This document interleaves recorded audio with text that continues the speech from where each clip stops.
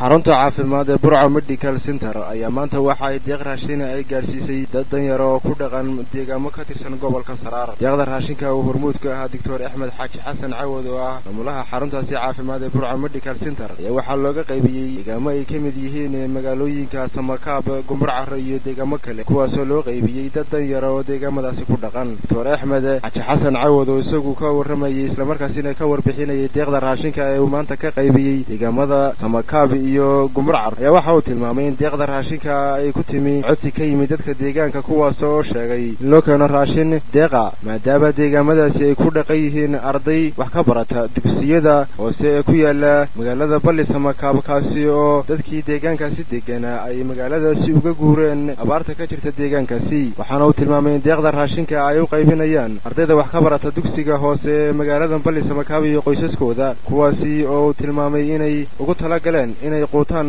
maadaama ayagu ay yihiin arday wax ka baranaysa dugsigan. Deeqda raashinka ee loo qaybiyay dadka ku dhaqan deegaamadan oo goobjoog ka ah barsaab ku-xigeenka gobolka Saraar maayirka degmada Ceelal ayaa waxa ay sidoo kale ay soo booqdeen xarunta dugsiga hoose ee magaalada Balli Samakaab halkaasi ay ku jiraan arday aad u tiro badan kuwaasi wax ku baranayay geed hoostii. Waxaana halkaasi warbixin ka siiyay maamulaha dugsigaasi hoose ee magaalada Balli Samakaab oo ka codsaday mas'uuliyiintii goobta marayay in loo dhiso dugsi ay ardaydan wax ku barato maadaama buu yiri ay in badan ku soo baranayeen geed hoostii. Waxaana uu tilmaamay in intii ardaydani ay waxbarashadooda ay ku soo wateen geedka hoostiisa ay dhibaatooyin badan ka soo gaadheen ardaydaas iyadoo qaar ka mid ahina ay cuneen bahalaha geed. Dr. Axmed Xaaji Xasan Cawad isagu ah muwaadinkan isagu ku deeqay raashinkan deeqda ah isla markaasina maamulaha xarunta caafimaad ee Burco Medical Center ayaa isagu ballan qaaday inuu dhisi doono dhismaha dugsigaasi hoose dhexe ee magaalada Balli Samakaab. Wuxuuna dhinaca maamulka gobolka iyo xukuumadda dhexe ee Somaliland ka codsaday in macallimiinta dugsigaasi iyagana loo qoro mushaharkii ay ku noolaan lahaayeen. barsaab ku-xigeenka gobolka Saraar Ibraahim Jaamac Maxamed oo isaguna ka hadlay madashaasi ayaa tilmaamay in ka xukuumad ahaan aanay waxba iskala hadhi doonin sidii ay wax uga qaban lahaayeen dugsi la'aanta ka jirta deegaankan isla markaasina ay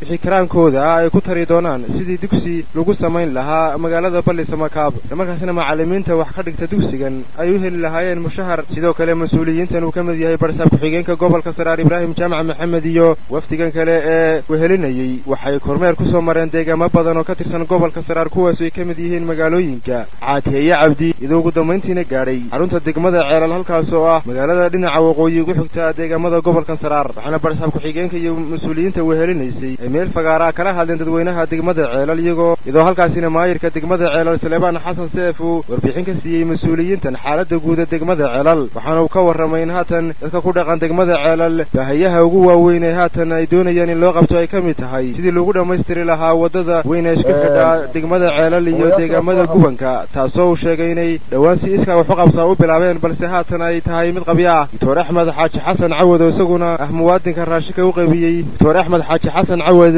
ayaa isaguna ballan qaaday inuu intii karaankiisa wax ka qaban doono dhammaystirka wadadan isla markaasina wixii looga baahdo uu ku tari doono sidii wadadan loo dhammaystiri lahaa. barsaab ku-xigeenka gobolka Saraar Ibraahim Jaamac Maxamed oo isaguna la hadlayay dadka ku dhaqan degmada Ceelal ayaa tilmaamay sida ugu dhaqsaha badan loo dhammaystiri doono wadadan isku xidha degmada Ceelal iyo deegaamada gubanka maadaama buu yiri wadadan ay tahay mid u muhiim ah nolosha dadka bini'aadamka ee deegaamadan ku dhaqan iyo weliba isku xidhka dadka ku dhaqan deegaamadan.